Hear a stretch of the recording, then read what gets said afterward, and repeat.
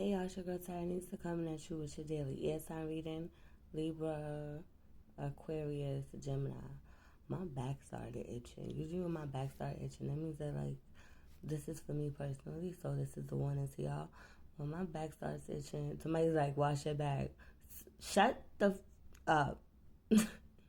I did wash my back. It means somebody's talking about you behind your back or just doing something behind your back in general. You need to watch out and be careful. So you could have energies around you that's lingering that may be of high importance in some way, shape, or form that you need to watch out for. You need to be more strategic around. Again, watching out for somebody and being more strategic around. Usually with the Two of Swords, there's a blindfold and you're trying to figure out which way to go. But being that the mask is off, you like, oh, alright, this is what we doing? Heard you. Right? So, what's the advice? Sometimes it's not best to heal situations with people. Sometimes it's great to take things for what they are and move forward and make things work the best for you in the best way possible. How can this outcome fit me? How can I make this outcome better suiting to me? Other people may look at, oh, you selfish. The problem is you haven't been selfish enough. So in this case, you have not been trusting your intuition. You've been going against that. It's time to cut shit off at the head and just leave it where it's at. And it's like, oh no, I can't. This is the father or the mother of my child. This is my mom or my dad. This is my husband or my wife. This is my cousin. This is my boy. Whatever the case is for you right now, it's time to cut shit off as a head. I mean, if it's a financial situation and you need it, of course. Again, like I said, make your exit strategy. Or was that the last reading? I don't know. Oh, look. Confirmation. Like I said, make your exit strategy. The Eight of Cups is walking away. Hello. Well, shit, I ain't even know what to call it. He came out by himself. Make your exit strategy and do what's best for you at this time. And people around you may not agree with it, but it doesn't matter. Only seek advice from people, not that's going to validate you, but seek advice from people that are unbiased. That are unbiased. That you know are not like, well, I would do that. That's not who you want to talk to. You want to know why? Because the I would do is what they would do. And then you have to look at their life as an example. Why am I tasting a latex balloon right now? So you don't want to blow anything out of proportion. Is what I'm getting and what I'm feeling from that. And a lot of people are allergic to latex. Right? So it's like you could be doing something so innocent like blowing up a balloon.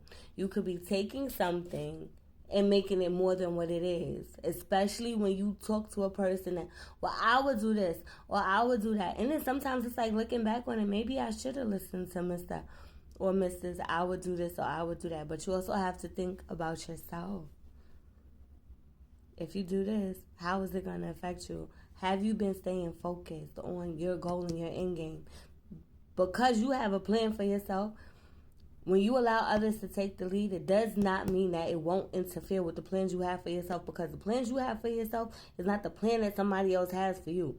So, I met a guy one time. His thing is, oh, when I meet a woman, I like to do 90 days so I can see how she fit into my life. That's beautiful. I don't feel like I need 90 days to see if somebody's going to fit into my life. It usually takes about a month, a week or two. Not even that. It's either you there, you present, or you're not. That's it. It's either we get along or you're not. I see red flags in you or I don't.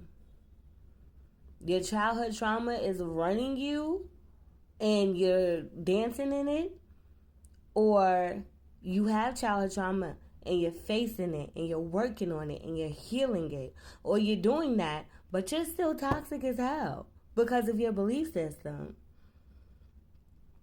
And that goes back to being honest with yourself. Are you being honest with yourself in this situation? You got to be able to see through the bullshit and the lies, because how you going to know what to walk away from if you're allowing yourself to be in La La Lucy land? Self-love is a growth investment. Sincerely yours, the Tyranista. And again, what somebody might say they'll do in your situation is not what they'll do, because they've never been in your situation. If you want to get something you never got, you got to do something you never done. And sometimes that is going it alone without the outside source, and just trusting in yourself and in your intuition. Just because she's in reverse, sometimes your intuition tells you to do something that might not make sense at the time. You might question it and be afraid. You have to know when to listen to a voice that might be an outside projection versus that intuitive nudge.